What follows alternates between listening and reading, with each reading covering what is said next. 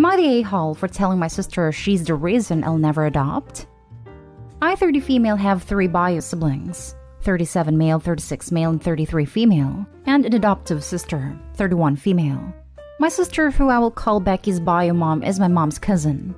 The story of Becky getting adopted by my parents was basically her bio parents were addicts that just came one day out of the blue for a visit, then abandoned her at our house. She was 5 weeks old.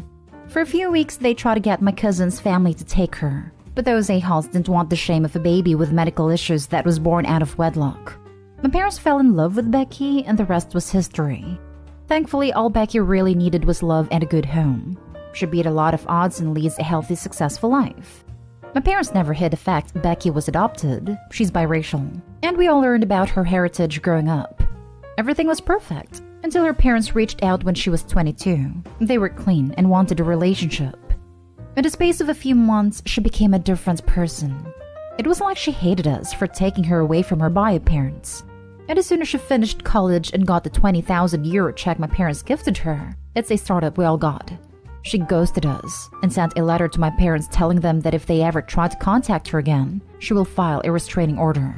She got married, and none of us even knew. Her mother passed away when she was 26, which led her father to relapse that unfortunately died 8 months later. After that, Becky reached out. My parents welcomed her back with open arms, but I still can't.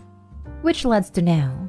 Me and my husband recently had a baby via IVF after 6 years trying. 5 natural. I brought my son to meet the family tonight, and after dinner all of us girls were in the living room. I brought up how he was worth everything, explaining my struggles, and that I'm gonna start naturally trying soon so he will have a sibling. Becky made a comment about why we didn't look into adoption since the world was already overpopulated, and I told her, honestly, we thought about it, but after all the crap you pulled, I'm afraid you're the reason I will never adopt. Becky yelled at me to get over it already, then left. And my mother said I shouldn't have spoken to her like that, so in the end I ended up leaving early too. My siblings are on my side, but my parents are extremely mad. Now for the top comments. Not stay home, because if her bio parents were still alive, she wouldn't even be around y'all right now.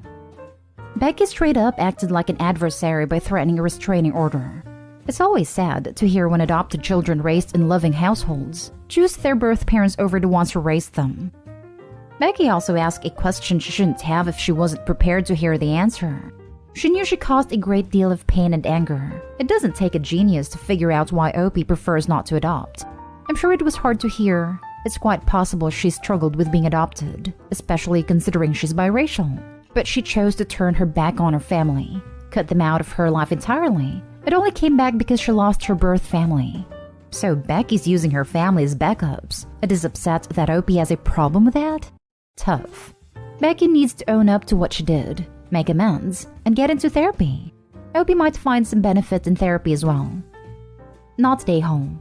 I hate adopted kids that turn on their parents who love them and raise them as soon as they find out their real parents want a relationship. She deserves it, honestly.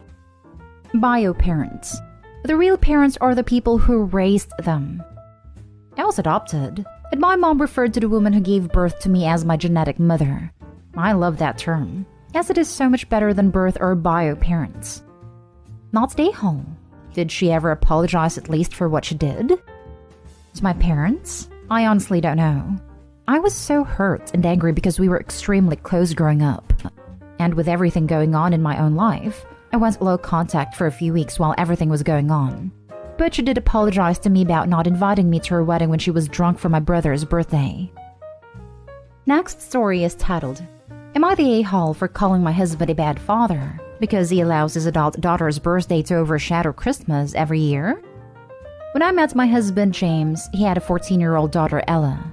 Ella and I never really bonded, as she doesn't really like people. James always told me to leave Ella alone and respect her boundaries. I do believe he took her boundaries too far in some cases, as Ella is now a 27-year-old woman who refuses to speak when she doesn't want to. I have a 13-year-old daughter, Ava. Their pregnancy was a surprise, and I know the timing is bad, that I got pregnant right around the time I met Ella. And honestly, I have always felt that James prefers Ella. Ella is a lot like him personality-wise, and it is very subtle. But I feel like he loves Ella more. Ella never accepted her sister or I, but I've made peace with that, because getting Ella to speak is literally like pulling teeth. Ava hates Ella, but she knows that she has to be civil to everyone. Ella's birthday is December 23rd, and as a result, James never made too big of a deal about Christmas. Her birthday always took priority. This became an issue when Ava was born. James had always promised Ella he would take her to Europe to her 16th birthday, and Ella was insistent it had to be on her actual birthday. So to Christmas when Ava was 2, he actually missed Christmas, and we had a first fight of our entire marriage. He also told Ella crazy things like if a man doesn't make a big deal out of her birthday, to dump his ass, and that her birthday is much more important than Christmas. As a result, Ava complains every year that James cares more about Ella's birthday than about Christmas, and that she thinks Ella gets an unfair amount of money spent on her. Her birthday are usually expensive, and 2 years ago she had a December wedding which James fully paid for. Even that Christmas, he refused to not do something elaborate for her birthday, and couldn't understand why Ava was annoyed. Also, Ella hosts a huge Christmas Eve which we were all invited to, but Ava and I didn't go, due to it mostly being her husband's family, so everything in December sometimes feel it is about Ella. This year, I feel bad, because I couldn't get Ava what she really wanted because it is out of stock. But Ella just had a baby and my husband bought her a ring with a baby's birthstone, which Ava knows about. Now Ella wants to go to Colorado for her birthday/Christmas Eve. James said he is going to go, because he can drive back and be home by about 10. I finally got annoyed and asked if he thinks he spent a fair amount of money/time/energy on Ella versus Ava, and I said it makes every Christmas about Ella and her birthday. He said I was being unfair because Ella has never excluded me from her plans, though she's rude and doesn't talk to me either. Finally, I snapped at him that he is a bad father, because one of his kids is a grown woman and one is not. He is now upset and says that was mean to say, and I just don't like Ella and he tries his best. I'm seeing a lot here that actually supports your husband's side. You really just don't like Ella, and you resent the energy that it puts into celebrating her birthday. I'm not seeing where it necessarily has to take away from Ava. Does he also make a big deal for Ava's birthday? This is missing from the post. Your husband bought a ring to celebrate Ella's child. That's nice. And it has nothing to do with the fact that you couldn't get Ava what she wanted for Christmas because it was out of stock. Trying to force your husband to ignore or downplay his daughter's birthday because it's 2 days before Christmas, and you seem to want him to entirely focus on his daughter with you isn't a good look. It really doesn't seem like he's neglecting Ava here from what you've written. You're the a-hole, sorry. Honestly, I'm leaning towards this too. Especially since Opie has yet to answer a single question about what he does for Ava. Maybe because she wouldn't admit he goes above and beyond for her too, and drops everything else to make sure she has a magical birthday? In fact, Opie only tells us what he does for Ella for Christmas.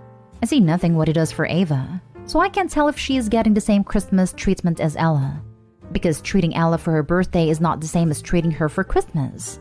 The only way to judge this is to know how he handles birthdays for both girls, and Christmas for both girls. It sounds to me like he doesn't do a lot for Christmas for either of them. He spends a lot of money on Ava, but it isn't personal.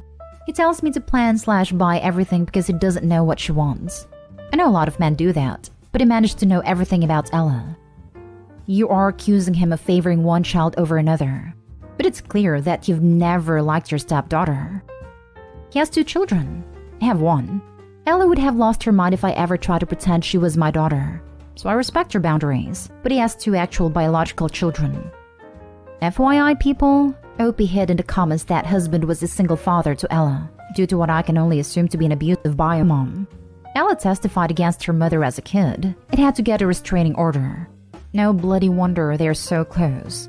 He is her mom and dad. I don't even want to know what happened to her. She must have been traumatized. Next story. Am I the a-hole for getting mad at my wife whenever she talks condescendingly about our son's work? So basically, my son is a professional aerial performer and is currently performing in this large and popular horror-themed circus where we live. I know I may be biased, but in my opinion, he's really good, and it's just amazing to watch him perform. Maybe a little scary sometimes, and sometimes I worry about him with some of the tricks and acts he does. My wife, however, will just tell people who works in the circus, never mentioning that he's an aerial performer, that he actually works independently and is basically a contractor, that he works with a very large and popular circus. Just that he works in the circus. Whenever we are out and she sees a clown, she will point at it and say, "Look, it's son's name." And and it is very clear she looks down on him for what he does. She assumes he makes next to nothing and is poor. I know he's not. He doesn't make a crazy amount, but he makes enough to support himself well. This all came to a head when we were with some of her friends, and one of them asked if our son could entertain her kids at a birthday party, promising to pay him generously since he must be struggling. My wife laughed and responded with, "I'll see if it's free." I butted in saying, "You probably won't be able to since the birthday falls on a day when Popular Circus, which is where he works as a headline aerial act in, is fully booked because it's so close to the new year." Almost everyone there was shocked since all this info was new to them. My wife looked pissed and left. She sat in the car and texted me that she wants to leave. I stayed for about 20 minutes answering questions and showing them some videos. The woman who asked apologized, saying she was given the impression by my wife that our son was a struggling and failing cheap circus performer and wanted to help him. When I finally left and got in the car, my wife yelled at me, saying that I made her look like an idiot and a horrible mother in front of her friends. When we got home, she stormed out the car and locked herself in our bedroom crying loudly. She's been like this for almost an hour now, and I'm starting to feel awful and like an a-hole. I could have just left it alone. So am I the a-hole? Now for the comments. Not the a-hole. If telling the truth makes her look like a horrible mother, then she is one. Not the a-hole. You only told your friends your son's real occupation. Of course, it didn't align with her descriptions of him, because she deliberately deprecated his value and his profession. She talked about him contemptuously and denied his hard work and career achievements. When you reveal the truth, it exposed her as an incompatible parent at best, an abolitionist of his job and accomplishments at worst. Her friends must have been stunned when he told them the truth. It was foreseeable that she'll be upset. Who wouldn't be? She deals with the backlash of her actions now and is prone to face social repercussions and accompanying prejudices as well. But she caused it. For the record, there's nothing wrong with clowns or low-ladder circus workers as well. They're not deemed any less. She shouldn't have said those things, even if they were correct. Also, there's nothing wrong with entertaining kids at birthday parties. It's an equitable side gig and easy made money. I hope you understand it, because it genuinely reads as you depict these workers as such and you didn't bother to clarify otherwise. I'm so sorry if it came across like I thought that way. I absolutely agree. The circus wouldn't be complete without them. You didn't make her look like a terrible mother. She did that herself. I've been into music my whole life. Neither of my parents have ever supported me or stood up for me when someone made a stupid remark. Guess who doesn't speak to them that often nowadays? Well, maybe she shouldn't act like a horrible mom, in general all-around a-hat. Not stay home. Not stay home. Your wife is really out of order. Seems like she has a big problem with her son not conforming to her standards of success, but her shaming and belittling him to others is disgusting. Aerial performers are amazing. It's a shame she's not proud of his skills or success. Last story. Am I the a-hole for asking my dad to pay me back money I gave him because he said I was only lucky in finding a job? I, 25 female, live with my parents and little brother, male 13. For backstory, I give my parents money monthly to help with rent plus bills. I often treat them all to nice restaurants when I get a bonus, and even buy groceries and snacks for everyone to use at home. I have never been very studious, and I barely managed a degree that I have no interest in. I did not enjoy the field and never looked for work in it. Instead, I wanted to explore my options and tried a bunch of different jobs, some that didn't always pay well. Even then, I still contributed to the house and managed my own expenses. I was always into video games and my parents had a problem with it since I can remember, saying that it's not a girly thing to do and it won't get me anywhere. Well, about a year ago, I got a job as a small copywriter for a video game-based page. It didn't pay well at first, but I worked very hard, got a promotion, and I'm now even in charge of sales and collaborations, where I make some decent money in commissions. The other day, my dad was talking to my brother, and I was passing by and overheard their conversation. My dad told him he must study hard and get a real profession, and not to be like me because I just got lucky in finding a job related to video games, and it's not real work. Here's where I might be the a-hole. A while ago, my parents needed some money in an emergency, so I gave it to them out of my savings. I even said it is okay, they don't need to pay it back. But after hearing my dad say I got to where I am because of luck, I walked up to him and said, "Remember the money I gave you guys? I'm going to need you to pay it back when you can. You see, who knows when my luck ran out, and I might need the money." My dad got mad and said I was an a-hole for being so petty over a small comment I made. when I know he doesn't have the money to pay me back. What do you think, guys? Am I the a-hole? Not an a-hole. Perhaps you should save the money you've been giving your parents and move out on your own. I live with them because they need help with the bills and stuff. I'm planning on moving out next year, though. If they don't respect the job you have and the money you make, it shouldn't be helping to pay their bills. I get wanting to help them, but if they're going to continue to bite the hand that feeds them, you'll only be reinforcing the behavior by staying. How is that your problem? I mean, what if your luck runs out and you wasted all that time and money helping your parents out when they don't even appreciate or respect you? Stop paying rent, save your money and move out. Your parents are the a-holes. I wish you could see the face I'm making right now. You have to help support them while they insult you. Make him pay you back. Not an a-hole. Whatever the amount was, take it out of your rent. There's another comment here to make sure you don't end up in a relationship where the person insults you while demanding you support them because you're used to it. And that's something you should be watchful over.